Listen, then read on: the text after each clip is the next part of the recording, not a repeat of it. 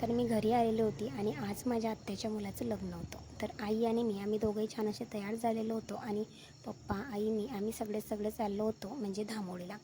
रावेरजवळ एक धामोडी म्हणून गाव आहे, तिथे लग्न होतं. तिथली मुलगी होती आणि माझ्या आत्याच्या मुलाचं लग्न होतं. तर आम्ही इथे सकाळीच निघालेलो होतो. तरी बघा आमच्याकडचं ऊन अगदी 12 वाजेच्या आतपासून म्हणजे 10 वाजेपासून इतकं ऊन तापतंय ना, का खानदेशातलं ऊन म्हटलं म्हणजे फक्त आजारी पडण्याचे कामं आहेत.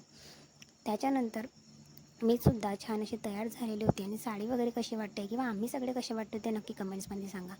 आता आम्ही फायनली आता धामोडीला पोचलो होतो. त्याच्यानंतर माझ्या आत्या म्हणजे नवरदेवाची आई, माझी छोटी आत्या आहे, नंतर मम्मी, वहिनी, निकिता वहिनी, एक माझी मोठी आत्या होती आणि मी छान छान असे फोटोज क्लिक करून घेतले. कारण जोपर्यंत नवरदेव वगैरे रेडी होत होता तोपर्यंत आमच्याकडे बराचसा वेळ होता. म्हटल्यानंतर त्या वेळेचा फायदा घेतला आणि छान छान असे फोटो इथे क्लिक करणे सुरू होते. नंतर उज्ज्वलसुद्धा आलेला होता, सो त्याच्यासोबत सुद्धा फोटोज काढले आणि नंतर आम्ही फायनली आता इथे थोडासा थंडावा घेऊन मात्र मंडपमध्ये आलेलो होतो. आणि बघा टेंटमध्ये तर इतकं जास्तीचं गरम होत होतं ना, का तुम्हाला काय सांगू. तरीसुद्धा आता नवरदेव नवरीची एंट्री होणार होती म्हटल्यानंतर आम्ही सुद्धा पुढेच येऊन बसलेलो होतो. माझ्या काकांची मुलगी किंवा आत्याची सून वगैरे, वहिनी वगैरे आम्ही सगळेच आलेलो आणि पुढेच बसलेलो होतो. त्याच्यानंतर नवरदेव नवरीची एंट्री झाली आणि छान अशी एंट्री झाली. त्याच्यानंतर लगेच आता लग्नसुद्धा लागणारच होतं लवकरच म्हटल्यानंतर तीच काही गडबड सुरू होती. फायनली लग्न वगैरे लागलं आणि आम्हीसुद्धा घरी वगैरे आलेलो होतो. घरी यायला बराचसा उशीर झालेला होता, म्हणजे संध्याकाळच झाली. कारण कितीही म्हटलं तरी नवरी बिदागिरी किंवा बाकीच्या ज्या काही प्रोसेस असतात किंवा ज्या विधी वगैरे आहे